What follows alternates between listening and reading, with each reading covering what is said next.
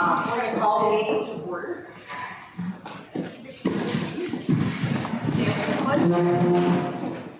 Pledge allegiance to the flag of the United States of America and to the republic for which it stands, one nation, under God, indivisible, with liberty and justice for all. Thank you. We'll start this evening with a public hearing, and they will share our budget. We thank everyone for your patience. We have been having some technical difficulty. Our internet has been going in and out for the past couple days, and it worked great this afternoon. However, as you can see, not so much right now. So, welcome to our annual budget hearing. We're very pleased to share the board's upcoming spending plan, and we'll get started. I'd like to take this opportunity to thank the Board of Education for their dedicated service to our students, district, and community. At this time, I would like to say thank you to Deanna Lothrop, our president, Lynn Reichardt, our vice president, Kathy Gardner, board member, John LaFontaine, who is excused this evening, Ray McIntosh, board member, Scott Rickett, who is also excused this evening, and Mr. Terry Countryman. Thank you all for your service to our district. Our budget development goals have remained fairly consistent this year. Like other years, we look at delivering the most essential academic and extracurricular opportunities for our students. This year, probably more than any other year, we focused our efforts also with the pandemic in mind, looking at health and safety, and the health and safety of our students, our community, our staff members, and that has taken up a great deal of our time and efforts in our approach to this budget. Considering staffing and facility needs is something that we do all the time. We monitor those needs every few weeks, quite frankly. But in this budget, we also looked at ways we could utilize funds to enhance security and safety, our academic and programmatic needs in and around the district. We work very hard as we're planning to respond to the financial obligations and responsibilities, which is something we take very seriously. We try to create the least amount of negative impact for our taxpayers.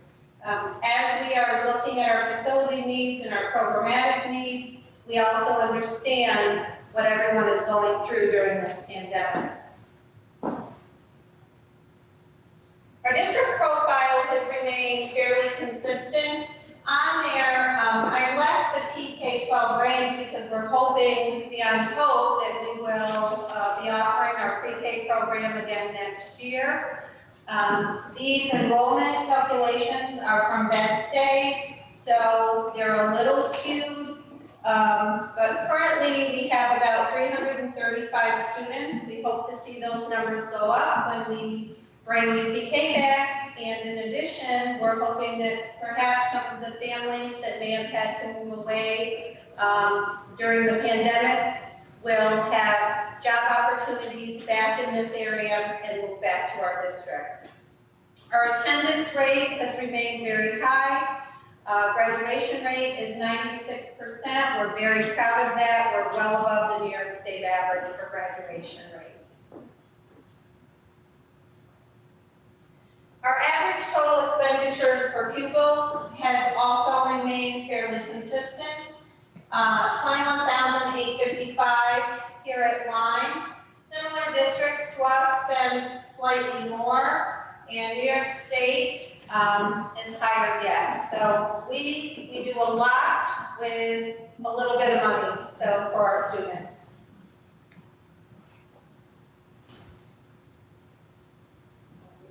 Michael, can you touch it?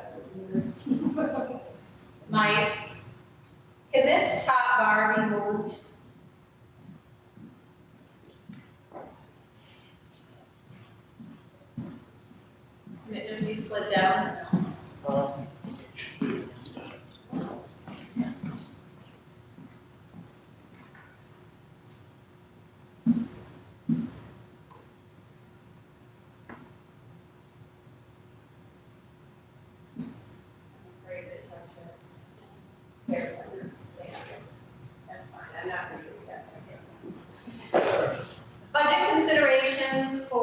2021, we again recognize the unprecedented hardships associated with this current global pandemic. And during this time, probably more than ever, it has been so important for us to really work together as a community and as a district, with our staff, with our families, with our students, to make sure that we're supporting each other. So I'm very proud to say that through responsible fiscal planning, the Board of Education and the administrative team at Lyme has remained very focused on creating a budget that is going to have the least amount of impact for our community members.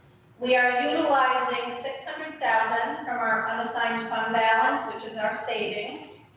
And by doing this, this is allowing us to ease what we believe would be taxpayer burden.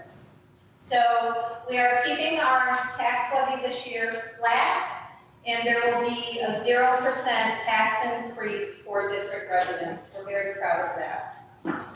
The proposed 2021-2022 school budget is $8,825,479, which will allow us to continue offering the excellent instructional programs, required student services. It'll allow us to hopefully get back to our full extracurricular activities and sports, and continue in the manner that Lyme students are used to and their families are used to.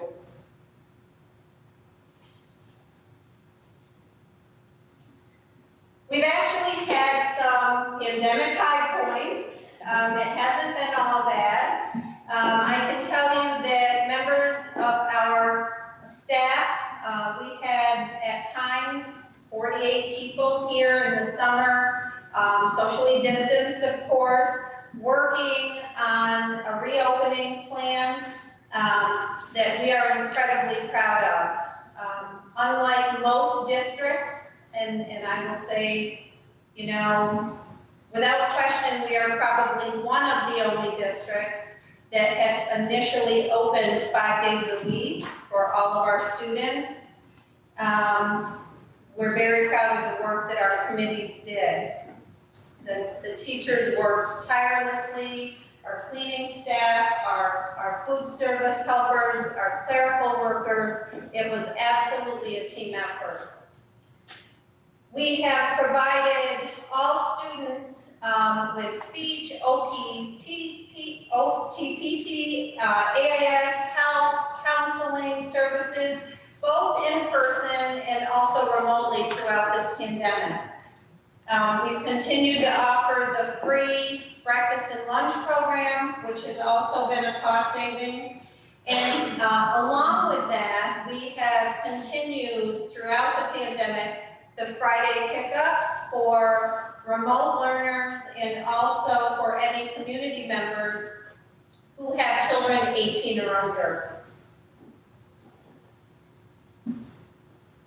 We continue to offer our Healthy Kids After School Childcare Program, again, which we are very proud of. Many childcare services had to close down throughout the pandemic, creating terrible hardships for our families.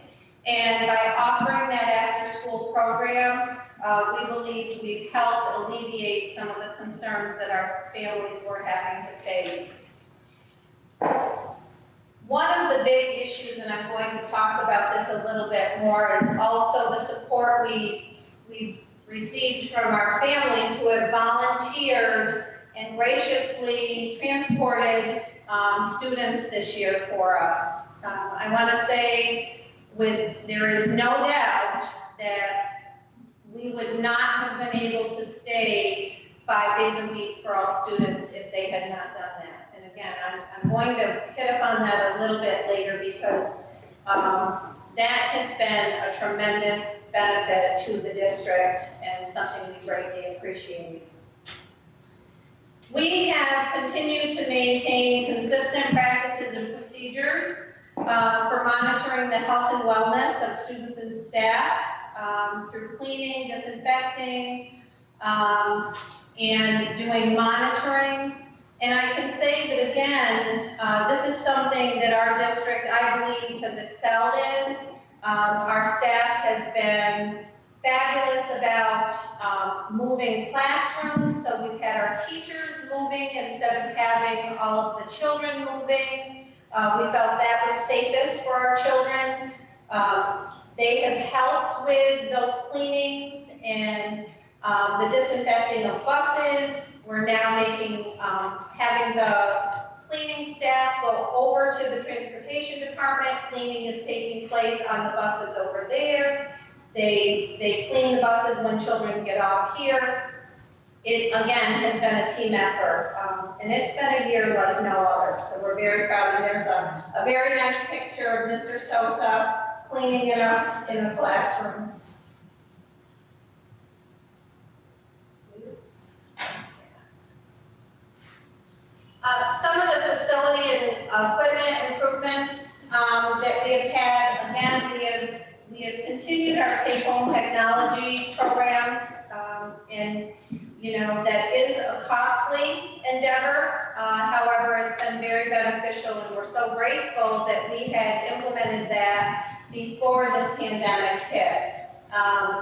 You know, without a doubt, we did have to do quite a bit of training and really get our teachers and our families and our students on board with how to use the technology, but they did a fabulous job.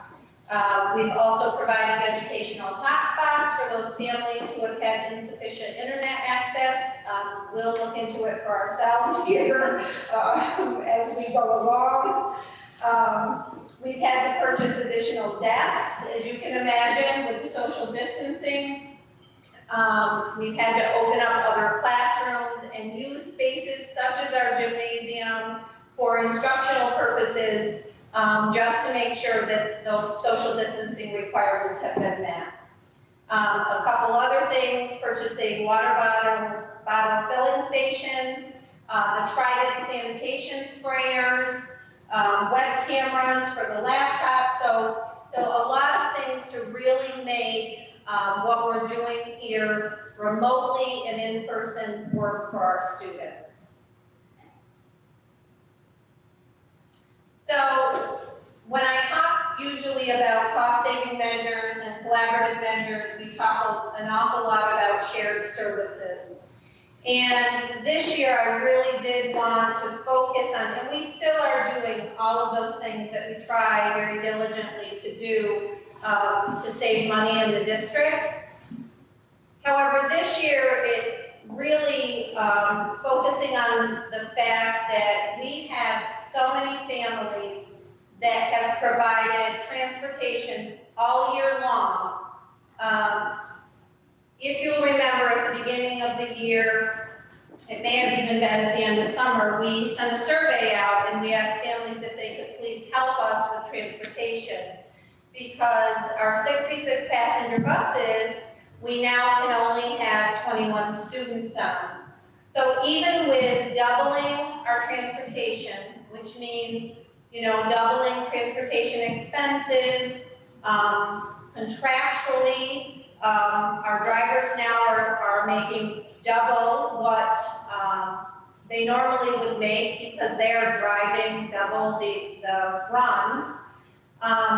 Without the parents volunteering and filling that gap, as I said earlier, there absolutely would have been no way that we could have been open 5 days a week.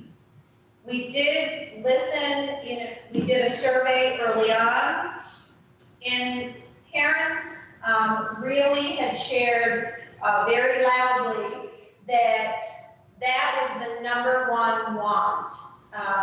They needed to go to work. Those lucky enough to continue with working, they needed their children in school. Childcare was an issue. And again, we worked very hard and collaboratively with our parents to make sure that happened. So kudos to you that have transported all year. I know it's been a hardship. And we are so very hopeful that next year we will be back to normal transportation. We are crossing our fingers. We want all of our kids back here, and we very happily would accept that responsibility of transporting them. The three-part budget summary, we are comparing this current year with the year that is coming, 21-22. Currently, what we are proposing is that the program budget will have a slight increase, which is exactly what you would want to see, which means the majority of the money is being spent on our students, which is what is expected. We have a slight increase in the administrative budget and a slight decrease in the capital budget. So the overall budget is $8,825,479. But again, by utilizing savings from the district, there will be zero contribution increase from our taxpayers. Our total state aid for 21-22 is $3,877,643. We have other revenue sources, which would be some of the grants and things. That would be $141,707. Fund balance usage would be $600,000. And the local tax levy, which is remaining flat, so it's exactly the same as it was last year, is $4,206,129. Our total budget, this is just a quick overview one more time, for 21-22, $8,825,479. And the tax increase for our residents is 0%. The propositions on the ballot this year, number one is the 2021-22 Lyme Central School budget. Our second proposition is for the Lyme-free library, which is $80,711.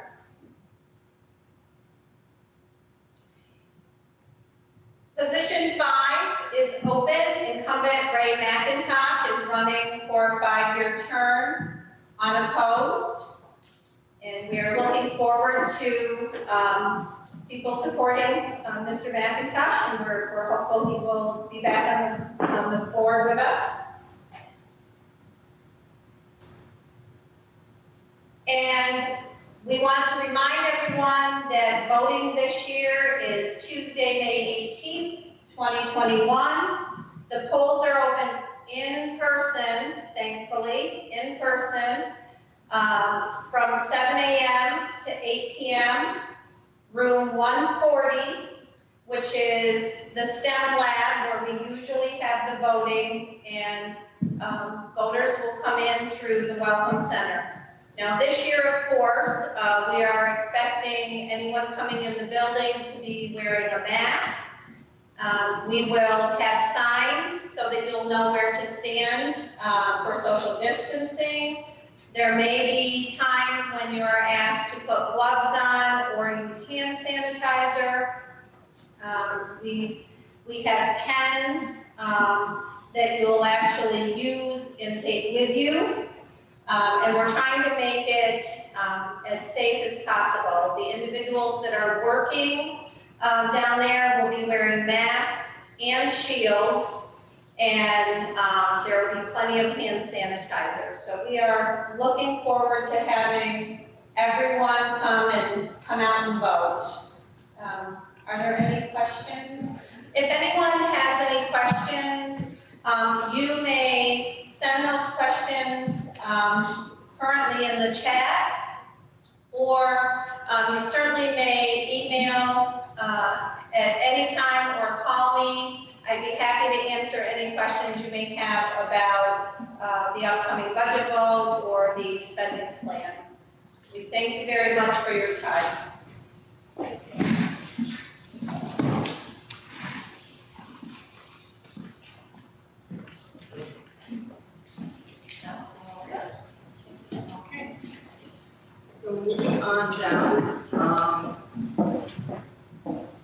consent agenda.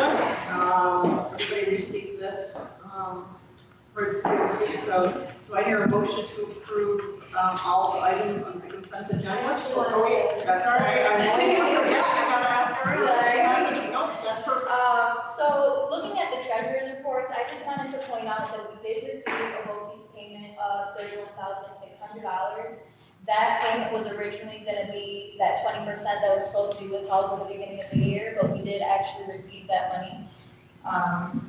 And I did want to point out that the ending general fund balance was a little bit high because we received $810,000 in state aid on the 31st at the end of the month, and it didn't actually clear until April 1st. So I did end up moving that money to the Treasury savings, which is the interest-bearing account.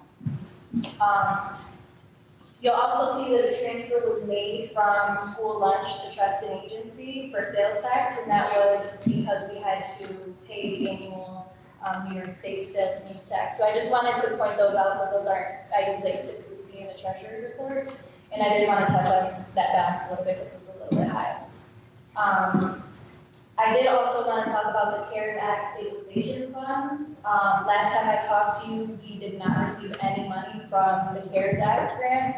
However, we did actually receive $23,434.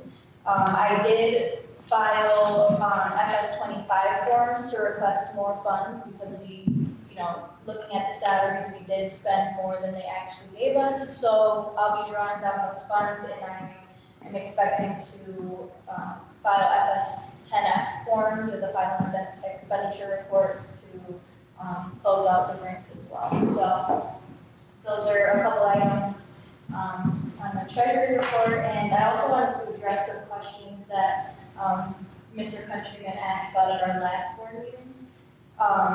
So you asked about the transportation costs, and I did a new analysis because the one that I originally had was a little bit older. And I'm anticipating that the overall variance for the transportation costs will be about $4,722. The prior year variance was greater than that. It was about $67,000.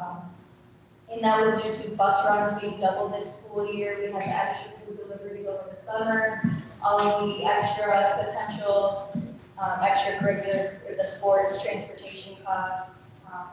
So that ended up being a factor in the variance for this school year. This coming year will be a bit different because TI will be ending our shared transportation contract, which I believe I brought up at the end of the year, and we'll also be purchasing one bus and one vehicle.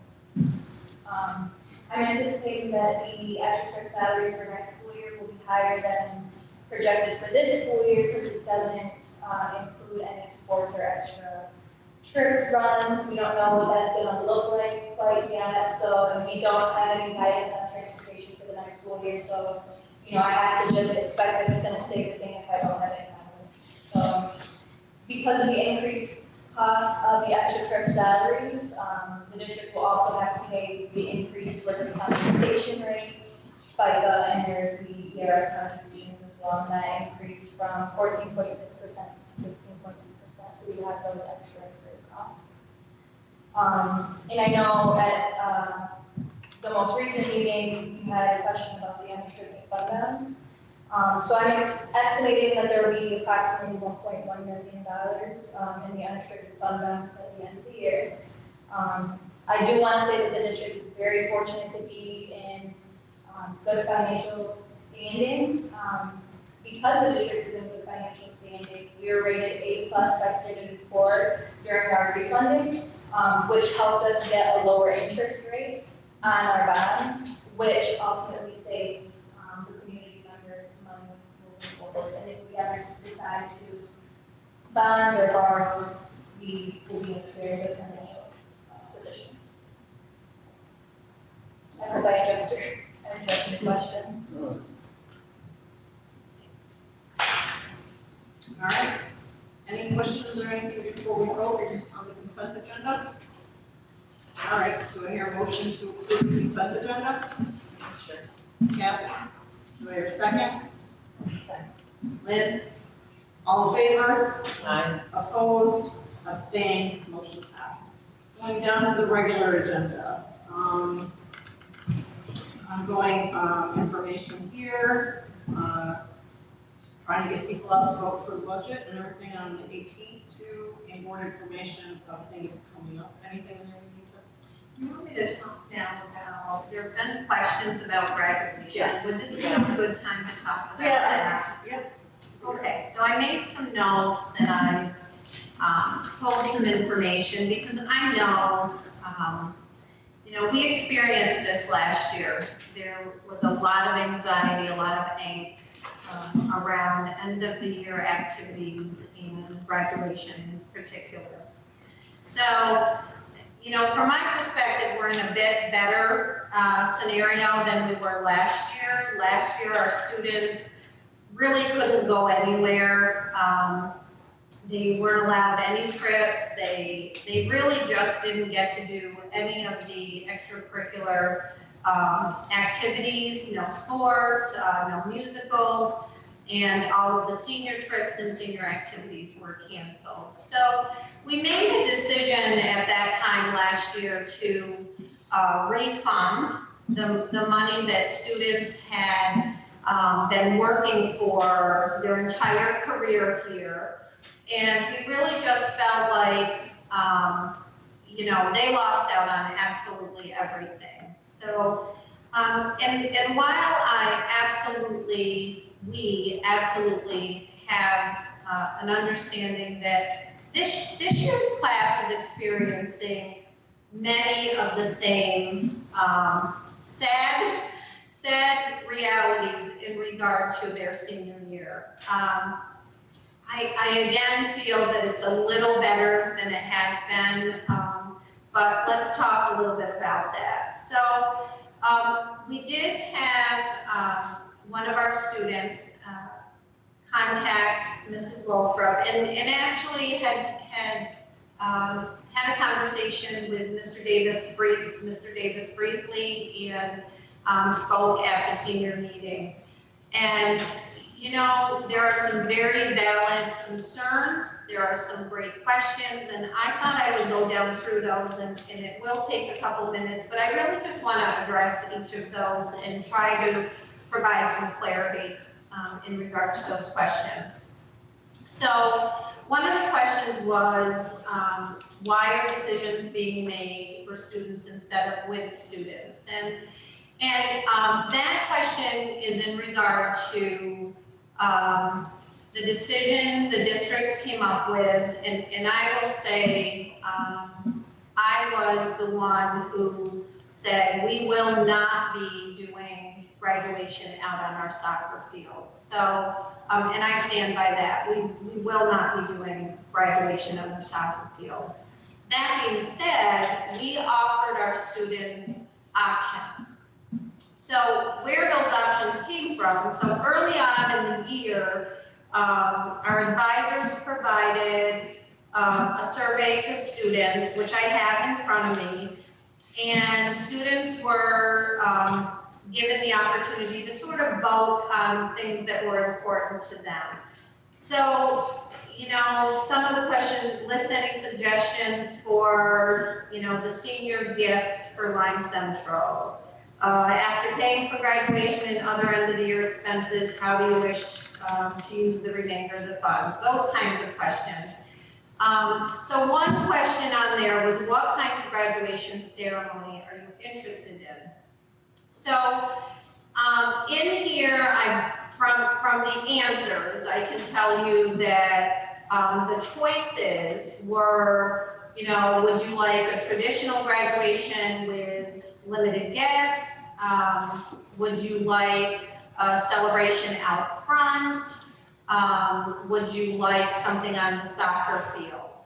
And when I went down through this again, because I couldn't remember what the responses were, so I just went through, there were 21 students that responded, 5 responded no opinion, 9 responded traditional with limited guests, 4 responded soccer field, they'd like it out by the soccer field, and 3 responded that they would like a celebration and some sort of a diploma, you know, out in front. Now, that doesn't necessarily mean the drive-through.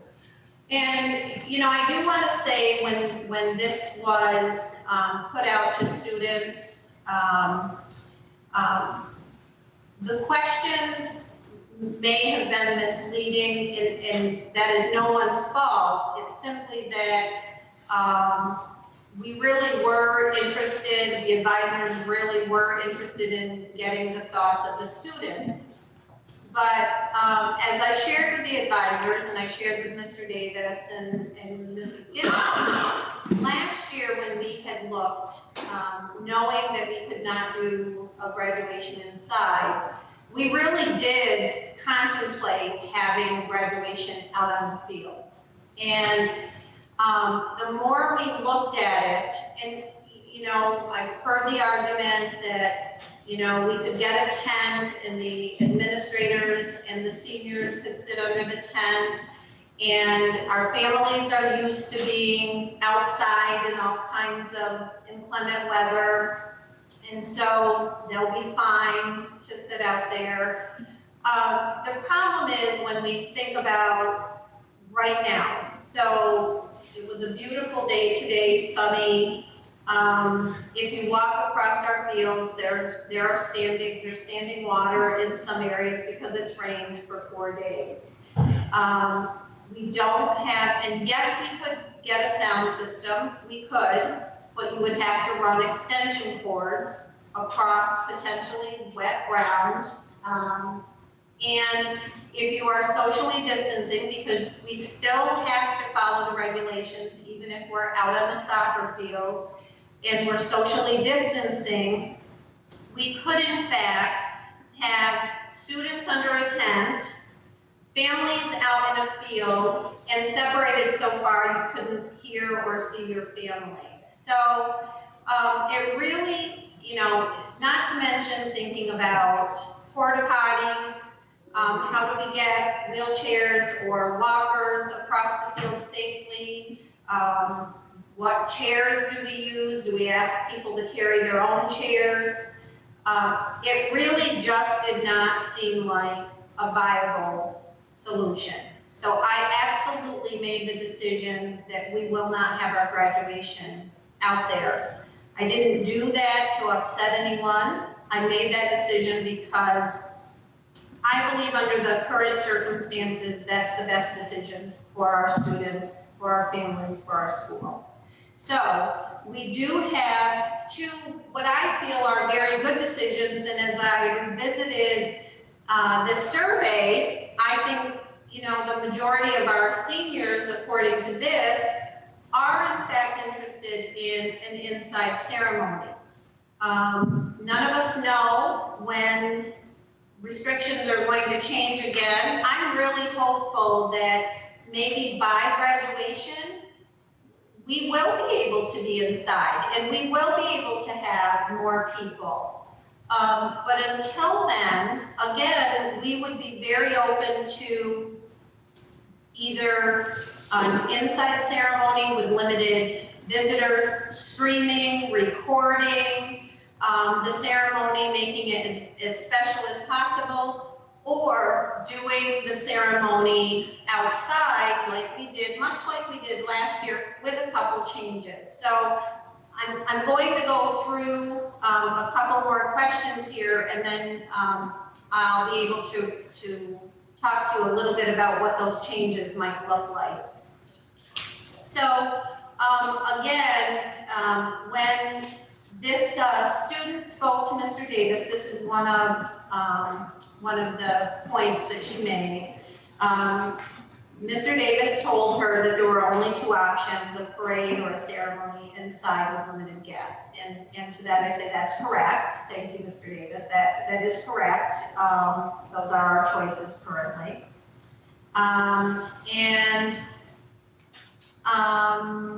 Number 3 said they had their first class meeting on Monday, and the students, this particular student at least, felt that ideas were shot down and not listened to. And I did speak with Mr. Davis and Mrs. Gibbons. I spoke with the advisors, and I can assure you that that certainly was not the intent. I got the impression, and again, I was not at the meeting, I was at another meeting, but I got the impression that the part maybe that was not listened to was having the graduation out on the soccer field.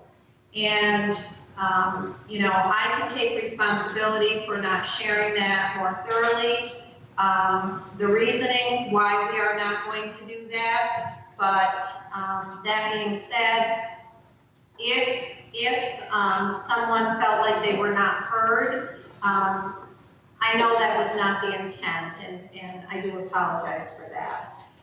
There were some meetings that took place earlier, so this really wasn't the first meeting, although it is not a typical year, so the meetings have not maybe been as regular as normal. There was a meeting held around November to discuss senior clothing, senior gear. A survey went out asking about that clothing. And then it did say, I was told that during that time they were also told that there would be no more to discuss until spring because again, a lot of the plans were put on hold because of all of the restrictions. So that was another point. There was a question about the money. So these students have been raising money, fundraising, for, again, their whole career. So how is that money being used? So I did get with the advisors, and I'm going to read this just to make sure I don't miss anything. So the money's being used to buy part of their senior gear, so about $1,000. The season's passes to Darien Lake with food, $2,000. The senior semi-formal prom, which is $5,000. Other surprises that they're going to get fun money on some of their trips. There's going to be food trucks for the senior skip day, which is $500. Things remembered, personalized picture frames, $500. You know, when I think back to last year, that was something that I was so very impressed with. The community, parents, staff, board members donated gift baskets, and they were incredible. And I know the same kinds of things are planned for our students this year. You know, signs are being ordered. I don't want to give it all away because, again, like last year, that was the excitement, that was the fun, seeing some of those surprises. But, you know, it is not our intent to have anyone feel like they're being forgotten. We have not forgotten our seniors, and we intend to make their last couple months very, very special here. They also talked about money that has been fundraised through the chicken barbecue can drives will go directly to the students in the form of a scholarship. And the rest of the money has been designated for a class gift, graduation, and leftover money would be donated to the scholarship started by the seniors last year. So that's how the money's going to be utilized. There was a question about going to Darien Lake and a concern that said most of the class will not be able to use a pass because they won't have transportation back and it's 3 hours away. I did speak with Mr. Perkins about that, and I actually remembered him talking to me earlier because a one-day pass is $35, but you can get a season pass for $50. So with the season pass, they can also use any of the other Six Flags in the country. So they can go there and utilize that. They can take a guest for free. So it really just, I know that Mr. Perkins and Mrs. Perkins were doing their very best to come up with something. No, it's not Florida, but it was something that I felt and they felt, you know, would really be a lot of fun for the kids and something that they could do together and really spend some quality time having fun. So they did come up with a couple of other ideas, and I'm going to tell you that I said no because I contacted our insurance carrier.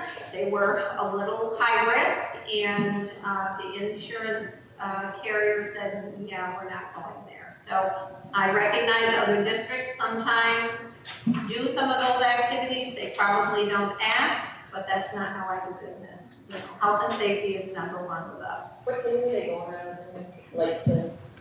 I don't have those dates, It's but September. I don't I have can the see it, it's got, Yeah, field June trip. 12th, you're gonna be voting on it. There you go. Okay, because I'm looking, I'm like, no, the dinner, and then they've got Westgate, but, okay, gotcha. I thought I saw it somewhere. Number 7. So I did spend a little time already talking about, you know, why I decided, and I didn't decide on my own. I want you to know I did talk to a lot of people about pros and cons in regard to utilizing the field. And I did talk to some of my colleagues because I do know some plan outside ceremonies as well. So I spoke to the superintendent from TI. They are going to, you know, they have a turf field. They do have a sound system. They have lights. They are planning it outside, but are also contemplating that, you know, they could very well end up inside. And I said, well, what will that look like? And he said, if it's too windy, if there's thunder, if there's lightning, if it rains, it will be the graduate and one visitor. That's all we can fit. So I actually just spoke with him today. In the outside zone too. Yes, and the outside, yes.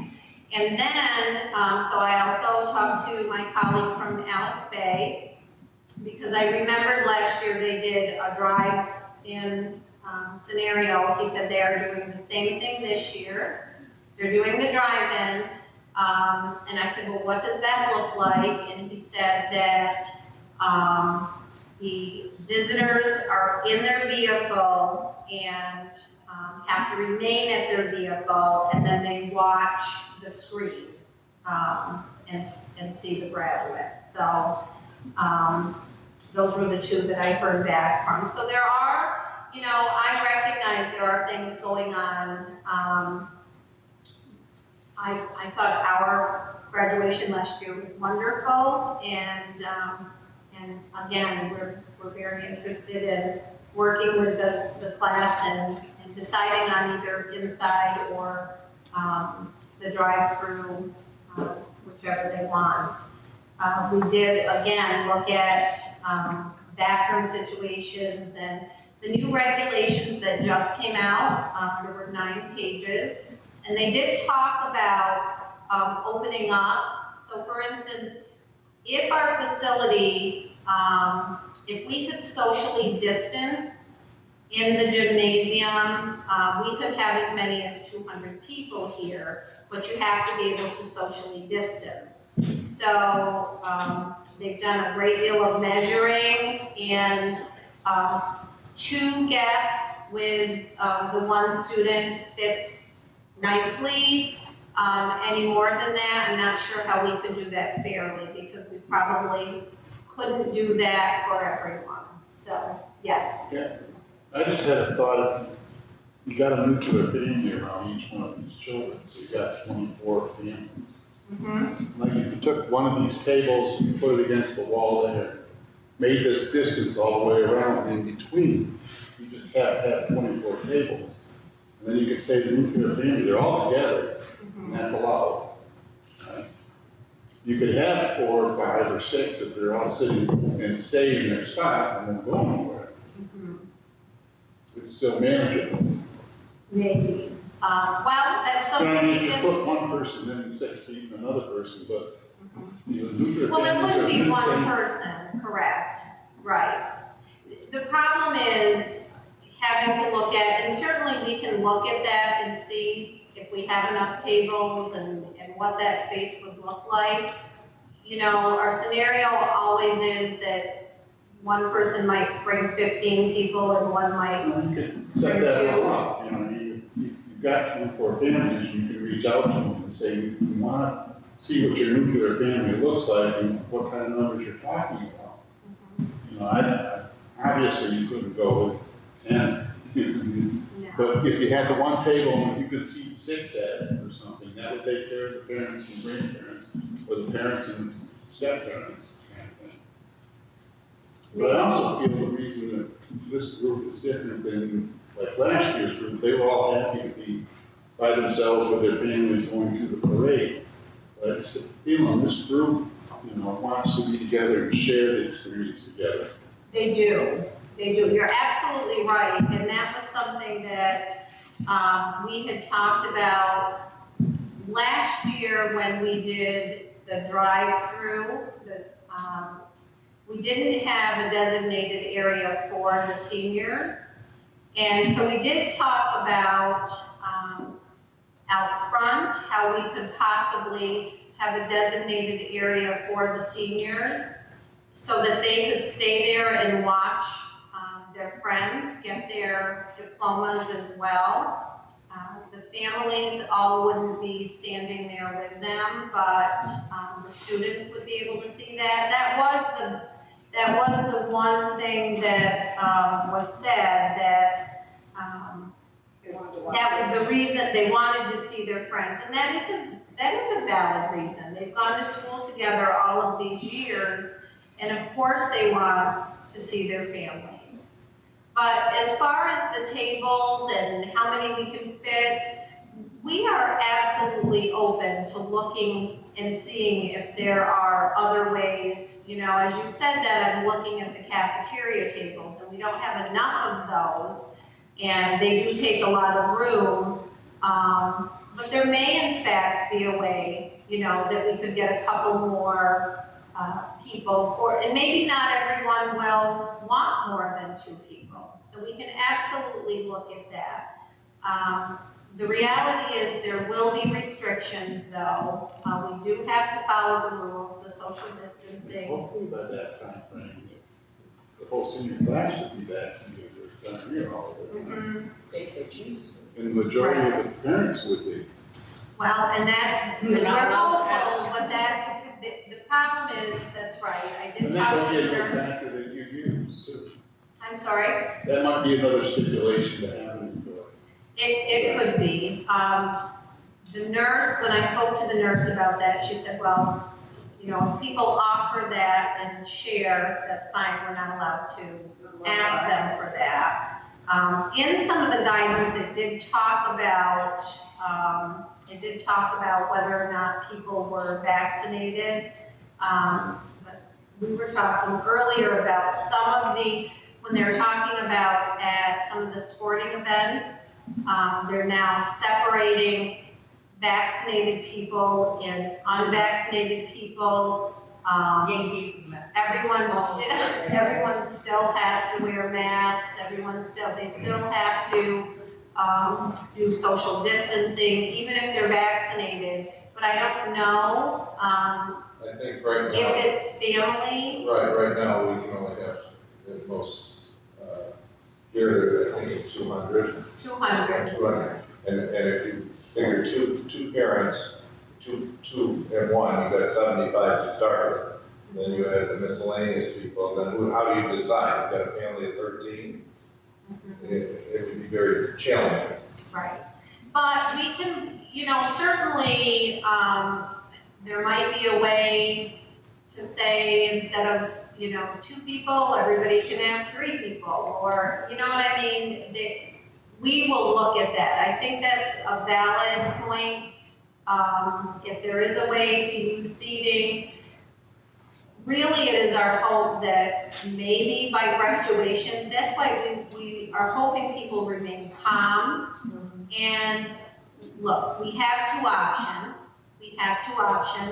All of us, I believe, would prefer to have it inside if we can, although, you know, I don't mind saying last year's graduation was probably the most fun I ever had at graduation. graduation. So I thought it was wonderful. It was a lot of fun.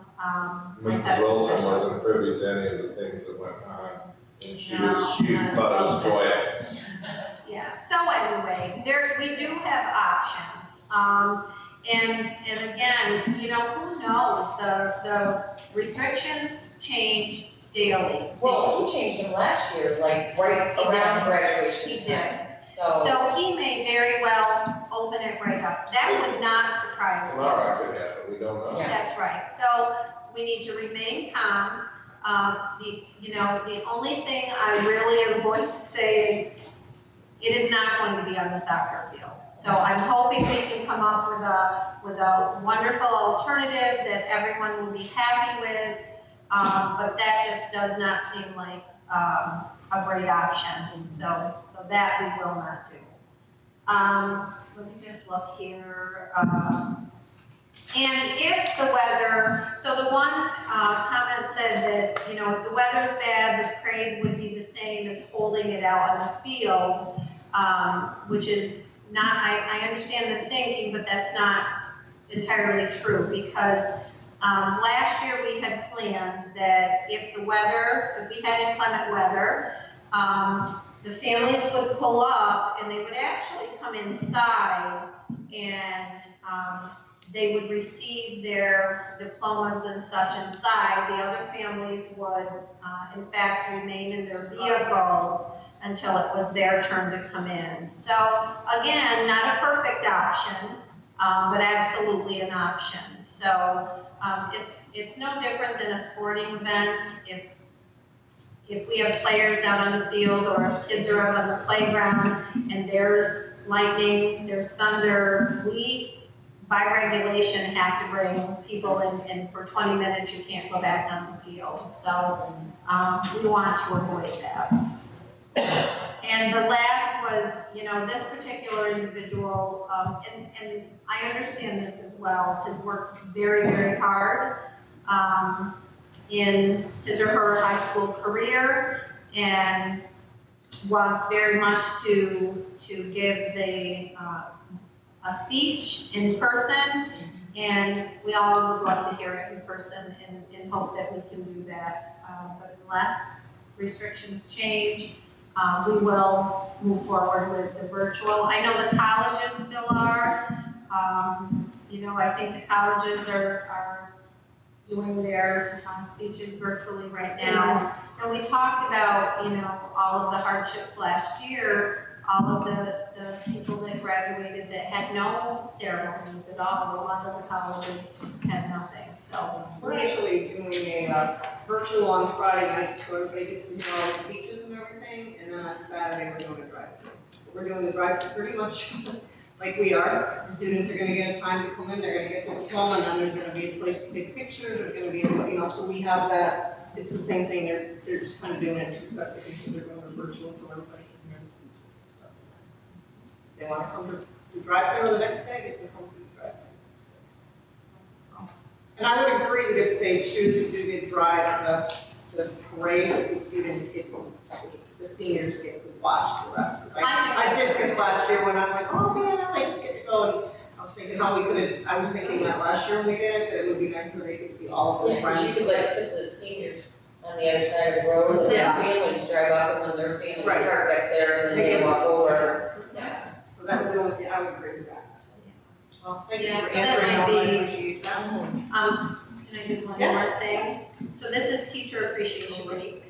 And I believe the 6th through the 12th is National School Nurse Week. Yes. So we have some very special people to thank. And I know that I've been talking a lot, but I think this is really important. I got something today that came in that really is, you know, a vendor, if you will, promoting something, but it's such a nice sentiment and such a nice message that I really just wanted to read this because I think it might help everyone reflect a little bit on what we've been going through and how difficult this has been for everyone.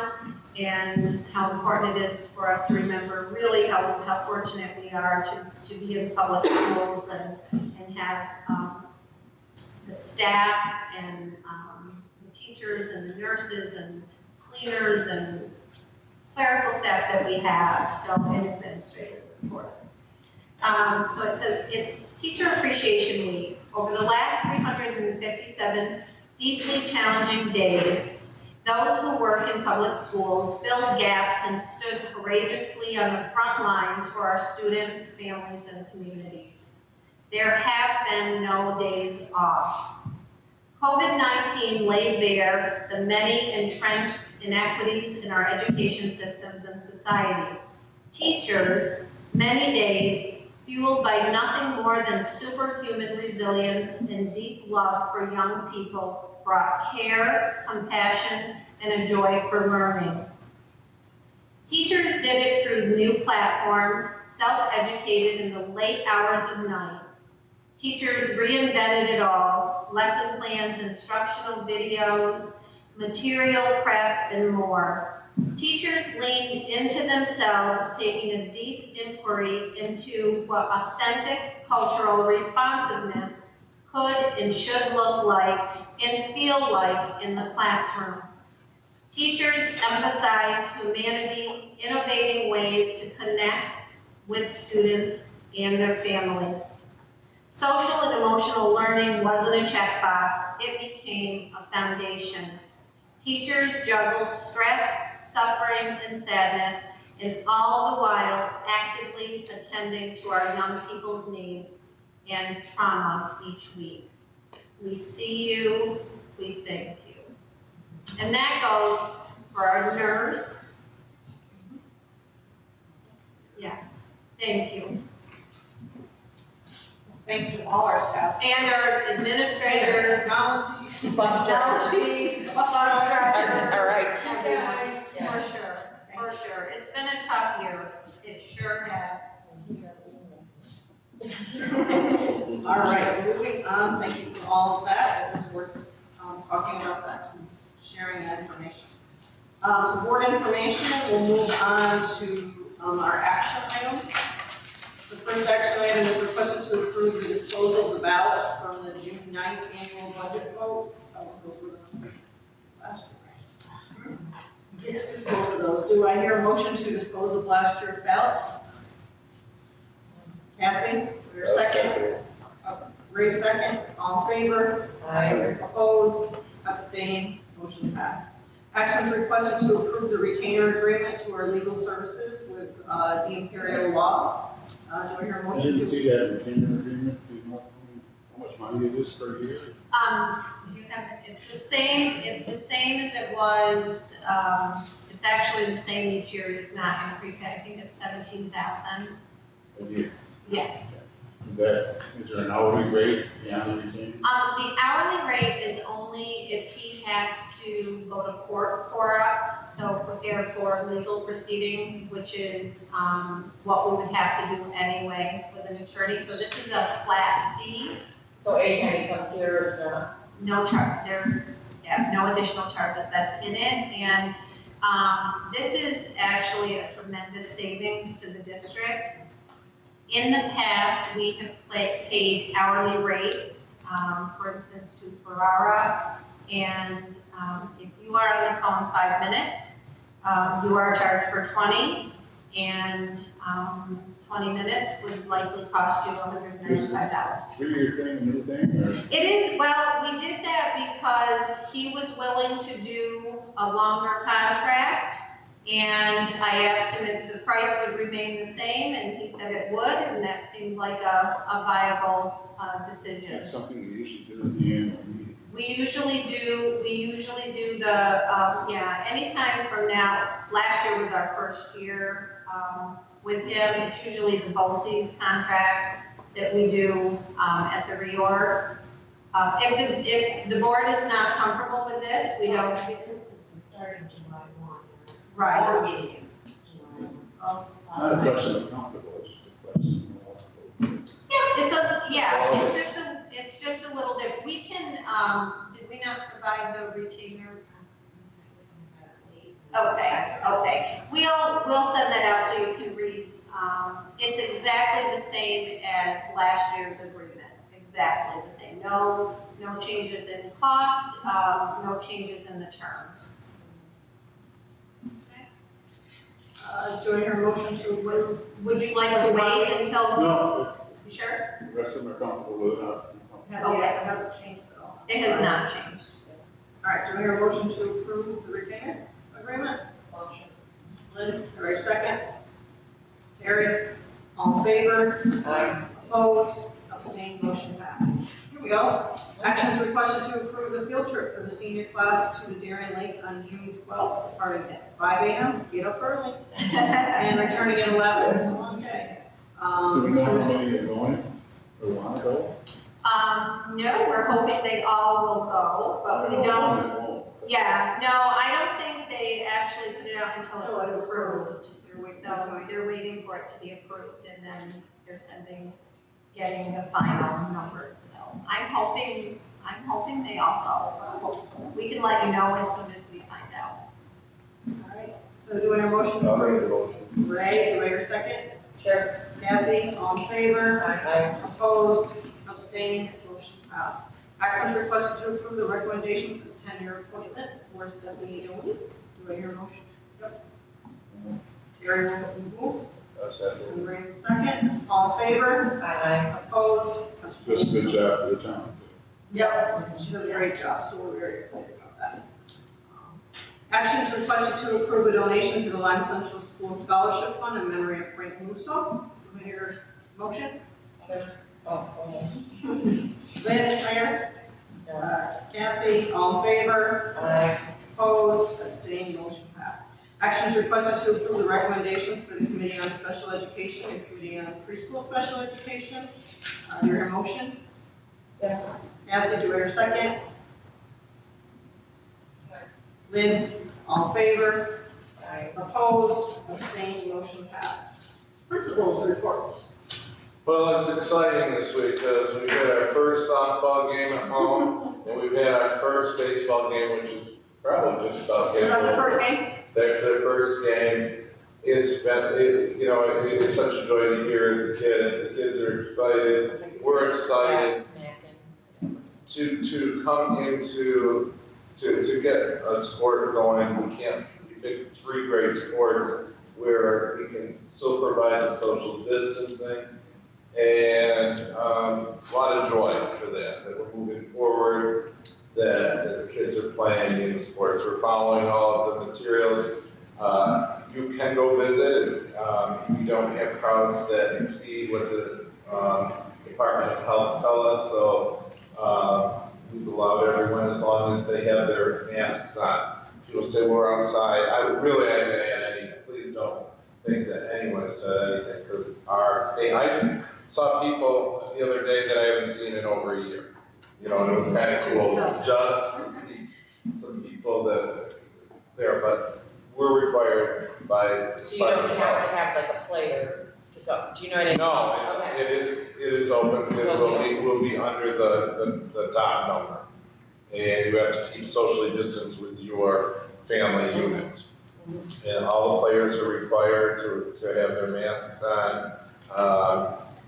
Mrs. McIntosh is out there, and she's, we've. Policing, but. Yeah, but really, it's like on Tuesday night, or Monday night, I saw Monday, was the LaFarge game, and the LaFarge guests didn't put their masks on. I said, went over and asked them, and everybody, they were compliant, it was great.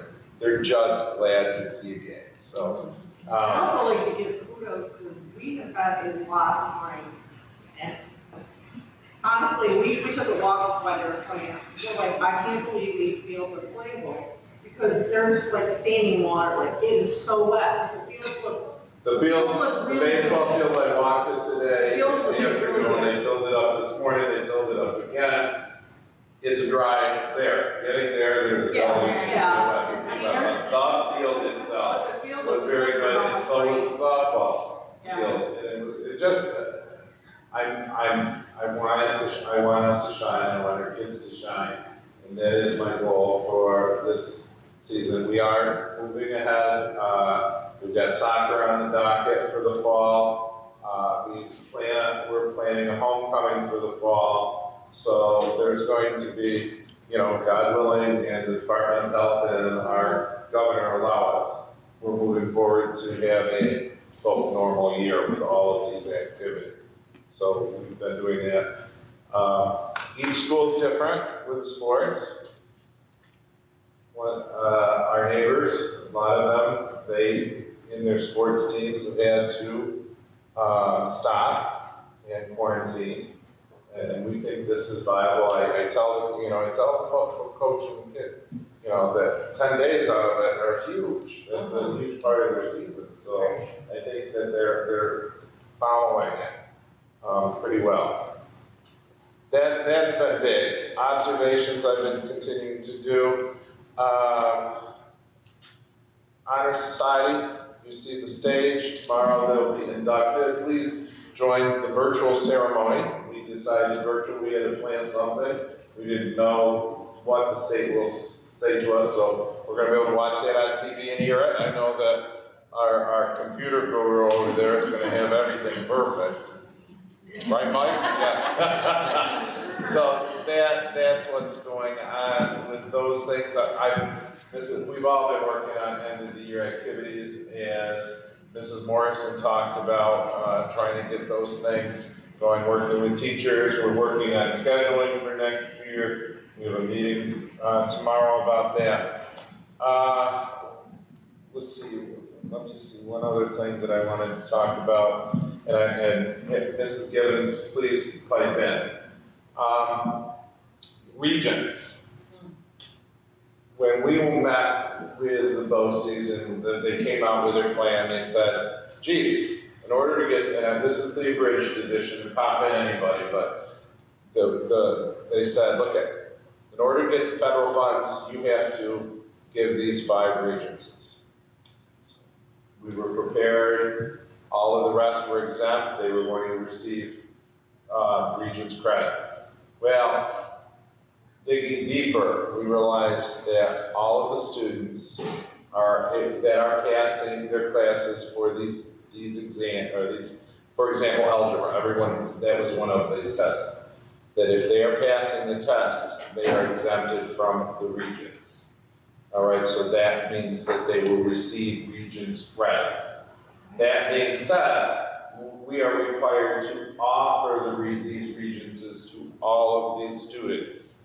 They can refuse to take it. We are encouraging them to take it so that many of these students have never taken a Regents. So we have to offer them.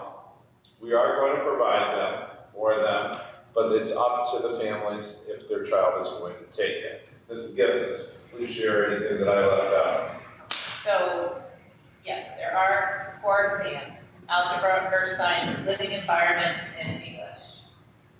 We have, Regents. Spanish, those are Regents. Spanish is a locally administered thing But it's a requirement from the state. because they get credit towards graduation credit for graduation. Yes, we have to provide the opportunity for all students across the state of New York. Every school district has to provide the opportunity for students to take these exams. What is different is that the students can choose to participate in taking these exams or not. They can also choose to have so let's say if I choose to take a test, they can choose to have their score on their transcript or not. It is a biggie, and this is, I think, the one and only time they'll be able to have this choice. So take advantage of But it. then they get to decide that before they take the test. Well, we score it, they know what the score is, Okay, and and they say, oh, that's okay, I'm I don't alright like with that. my score, I'm gonna take an English I for an know. It's exam. exempt. And the reason for that is because there is not an opportunity in August to retake the exam. The next opportunity for them to retake a Regents exam that they're not happy with is in January 2022. Okay. So that's the decision on the table. And the playing field has not been equal. A standardized test means that everyone has been given the opportunity to learn the same. They've gotten the same material. As you know, if a district, there are districts where those students in the high school go 2 weeks and they're virtual the rest. They don't see their teachers, you know, and if they've been quarantined, all of these things, even though they have the virtual, nothing is the same. So that's why the state has done this. But the wording is so tricky, which all of us, and we're not, you know, as we looked, the other districts we were following the same thoughts as our counterparts. And then we realized, nah, this isn't the way it's supposed to be. The other thing is that regions can replace the finals as well. So whatever benefits the student can be done. So if I get a 64, I'm still gonna get a Regents diploma because I Yes. can say I don't want it on my. You just And if exempt. you exempt your Regents exam, you can still get an advanced Regents, the highest. Like last As year, long as everybody you've was, got to be passing the course though, right? yeah, you have to pass the class. Right. But you could, Take the Regents and fail the Regents and be like, no, I don't want that on there. if you have a passing, your 4 quarters are passing. And let's say you don't do well on a test you don't have to take, that doesn't have to show up, you still pass the test. If you're failing this year only, if you're failing the class and you take the Regents and you pass it, we're going to give you that credit for Regents. Oh, goodness. So, but that's not, we believe here at Lyme that you have to pass the class to get Regents credit. Right. We don't give that. You know, some schools do this. We feel you have to pass the test and the class. Great. But this year, for an incentive, because it's been crazy, Yeah. you know, here, we're gonna give you one more chance to be successful. The other piece to this is that remote learners, up until recently, you know, they don't have to take the exam. For the sole purpose of coming in to take the exam, they can be exempt. However, now we have to offer the opportunity for them to come in to take it so that they can take advantage of the leniency that is being granted. So there's gonna be a lot of tracking on our part. So number one, do you wanna come in and take the exam or not? For everybody that's under, that are in these classes for these Regents exams. Number two, how are we gonna get them there? So that's a conversation about how we're gonna organize transportation. And then three, what do you wanna do with the results? Do you want them on your transcript or do you not? I'm looking at the colleges that are gonna take these your students in. I'm like, you know, just as accepting them into college and trying to figure out what classes they have to take from a college perspective, you're like, they got a Regents diploma, but I didn't really take the Regents, so I don't know what it is. Brought up a great point today in our meeting is that we have the very dedicated juniors that want to take English 101, 102. Right. That's something that we're hoping to offer, and that requires them to get a 9 or higher score. Right. So they are motivated. They are motivated. So, We think the Regents, they fail if they attend themselves. No, it doesn't show up. Or is it go into the aggregate for the state so they have some idea where, No. so it disappears here? it's Right. Well, so, like I said, What well, record and everything, it's just like they can choose not to have it. It says exempt on there. It means they receive Regents credit. So as a kid, I'd be going, why do I take it? To prepare, you know, what we said, so that you get used to taking a Regents test for those kids. But we're all in the same boat. And I said, it's the whole, last year, all of it was exempted. It's gonna be kept, so the state would want it for some reason. I don't believe so. No, because they can choose. They're just throwing out this year's forward. Yeah, so it's just, Our science department brought up a great point as well. We have our current 10th graders didn't take their science last year because that exam was canceled. They could potentially not take their living environment this year. The first exam they would see, a Regents level exam, would be in chemistry. Oh, No, you don't want to take that Yeah. stuff first. Yeah. It's not the first science test I would want to take. So encouraging our kids to come in, get the exposure, get the experience of taking a Regents exam at a very low stake investment on their part. but we can't require that they Right. come. Can't make Can encourage, but Correct. And that's, our teaching staff explained it today, and that's what they're gonna encourage their students to take it, but. We'll see. So it makes the end of the year more fun, just one more. So we're working on a letter to parents that clearly delineates all the changes that we just made. We talked to our staff today, we're gonna share that letter with our staff, and have that finalized, and really use our teachers to encourage the field child try. It's not gonna hurt. No. them. And we are, on a similar note, we are anticipating that, as APPR was thrown out last year, we are anticipating that it will once again be thrown out this year, so. Anything else, Pat? Are you done? Oh, I'm not. Okay. I just have just a few more things. We finished up math testing for 3th grade yesterday. That went very well. We had a couple of kids that were absent during the test that need to make it up, but we had some of our cohorts, some more than others, chose not to take the test, that's fine, but overwhelmingly, our teachers recognized a lot of questions that were archived and appeared on the test this year, so our kids were in really good shape to take these tests this year, so that was great. We learned sometime last week that Lyme Central School was chosen by NICET to conduct what they call a document training, which is in essence a desk review of our Medicaid billing. So Linkram and I have been gathering the documents together to prepare for that desk review. We'll send them up to the state. The state will work with the MORG, who is contracting with the state for this review, and they'll give us some feedback on how our billing procedures are working for Medicaid and all. So far it's been really pretty good. We have all the documentation that we need, and we're see how to improve our efforts.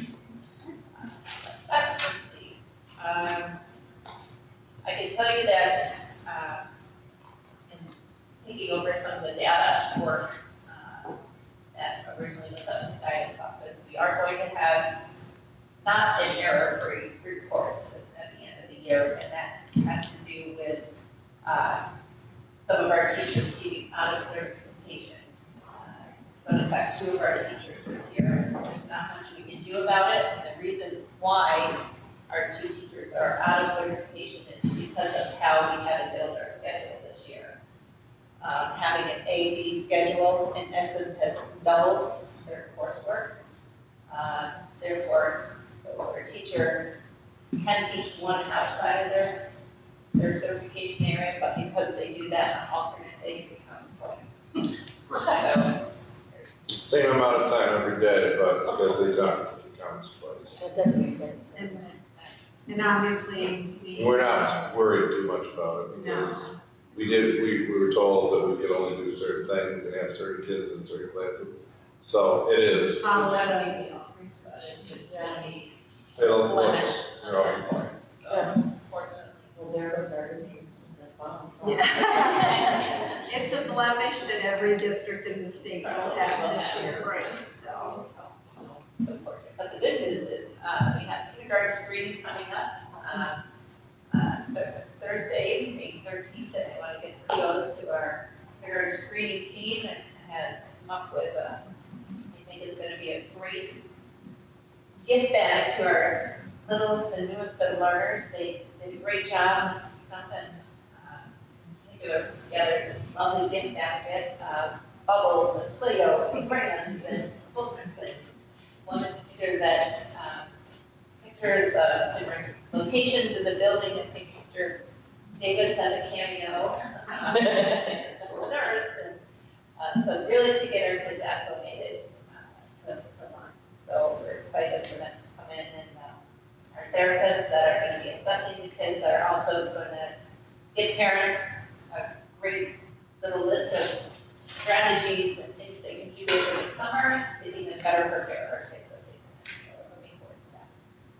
We have roll call, but Yeah, I think we're at least on the list that we're putting in.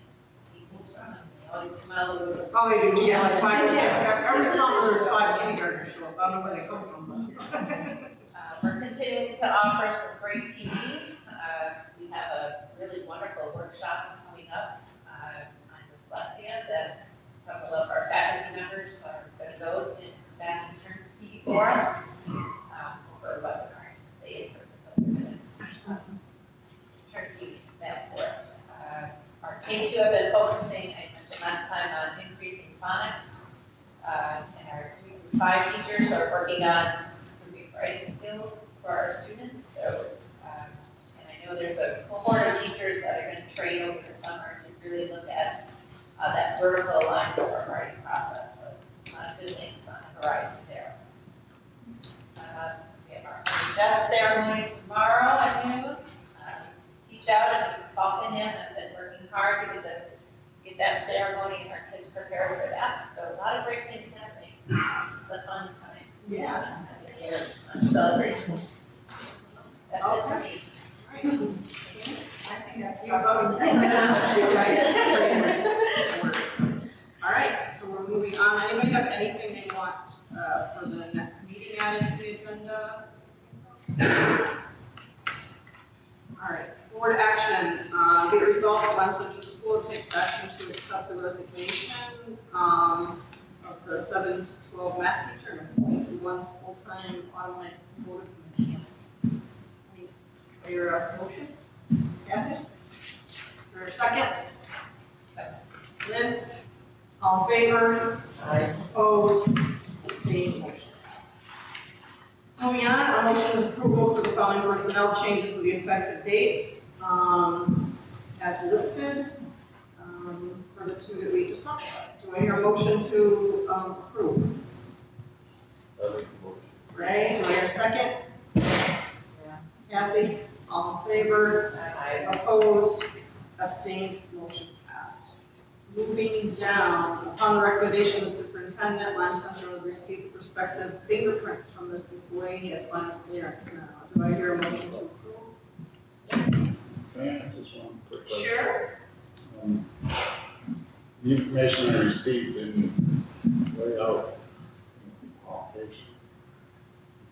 Is there certification in gas and diesel, EMB inspections, can you drive with us? Yes, yes. He actually is an employee currently at TI.